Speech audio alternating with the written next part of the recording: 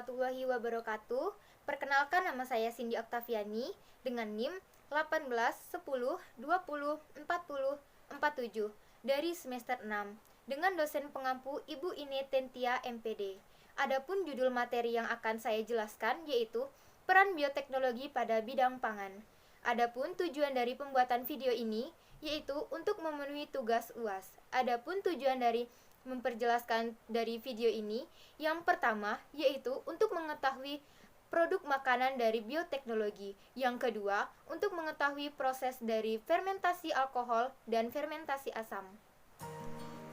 Bioteknologi pangan. Apa yang dimaksud dengan bioteknologi pangan? Bioteknologi di bidang pangan adalah yang menggabungkan berbagai cabang ilmu dalam proses produksi barang dan jasa.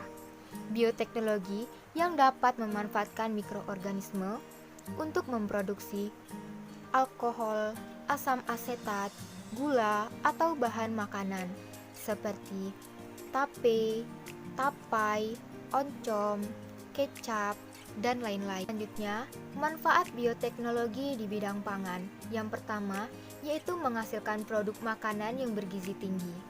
Contohnya seperti roti yang memanfaatkan ragi Saccharomyces cerevisiae. Dan yang kedua, nata de coco yang memanfaatkan bakteri Actobacter pseudomonas. Selanjutnya, manfaatnya yang kedua yaitu produk makanan dan minuman hasil fermentasi alkohol. Contohnya seperti tapai yang memanfaatkan bakteri Saccharomyces cerevisiae dan wine. Manfaat selanjutnya yaitu produk makanan dan minuman hasil fermentasi asam. Contohnya dari produk makanan dan minuman hasil fermentasi asam yaitu yogurt yang memanfaatkan bakteri Lactobacillus bulgaris dan keju yang memanfaatkan bakteri Lactobacillus burgdorferi. Selanjutnya, proses fermentasi yaitu dibagi menjadi dua. Yang pertama ada fermentasi alkohol dan fermentasi asam. Berikut adalah proses dari fermentasi. Tentang fermentasi alkohol atau dikenal juga sebagai fermentasi etanol. Jika kita masih ingat, fermentasi terdiri alkoholnya saja. Pada fermentasi alkohol atau etanol, pirufat yang merupakan hasil dari glikolisis akan dikonversi menjadi etanol melalui dua tahapan. Bagaimanakah tahapan-tahapan tersebut? Yuk kita simak lebih lanjut.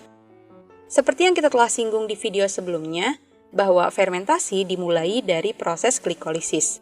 Adapun pengertian glikolisis adalah pemecahan satu molekul glukosa untuk menghasilkan 2 ATP yang berasal dari 2 ADP dan P, menghasilkan 2 NADH yang berasal dari 2 NAD+, dan menghasilkan 2 pirufat. Tahapan yang pertama, pirufat yang memiliki 3 atom karbon akan dikonversi menjadi 2 asetildehida yang memiliki 2 atom karbon. Berarti pada tahapan pengubahan pirufat menjadi asetildehida ini, ada pelepasan 1 atom karbon. Nah, 1 karbon ini akan membentuk karbon dioksida sebanyak 2 buah. Tahap yang kedua, asetildehida akan segera mengikat ion H+ yang berasal dari penguraian NADH menjadi NAD+. Maka asetildehida di sini berperan sebagai akseptor atau penerima ion H+. Nah, pengikatan ion H+ oleh asetildehida ini akan membentuk senyawa etanol. Selanjutnya, NAD+ yang dihasilkan dari penguraian NADH ini akan dibutuhkan untuk menjalankan proses glikolisis selanjutnya. Sehingga, produk fermentasi etanol atau fermentasi alkohol ini adalah 2 etanol, 2 CO2, dan 2 ATP. Banyak bakteri melakukan proses fermentasi alkohol ketika dalam keadaan anaerob atau dalam keadaan tidak ada oksigen. Begitu juga dengan ragi yang merupakan anggota dari kingdom fungi. Ragi juga menjalankan fermentasi alkohol seperti halnya pada beberapa bakteri. Bahkan selama ribuan tahun, manusia telah menggunakan ragi ini untuk pembuatan bir dan untuk pembuatan roti. Pada proses pembuatan roti, gelembung CO2 yang dihasilkan dalam fermentasi alkohol pada tahap pengubahan pirufat menjadi asetildehida menyebabkan adonan roti dapat mengembang. Nah, itulah tahapan fermentasi alkohol atau fermentasi etanol. Gimana? Mudah? Asam laktat adalah produksi ATP tanpa adanya oksigen. Hampir mirip dengan fermentasi alkohol kan? Tapi prosesnya akan berbeda.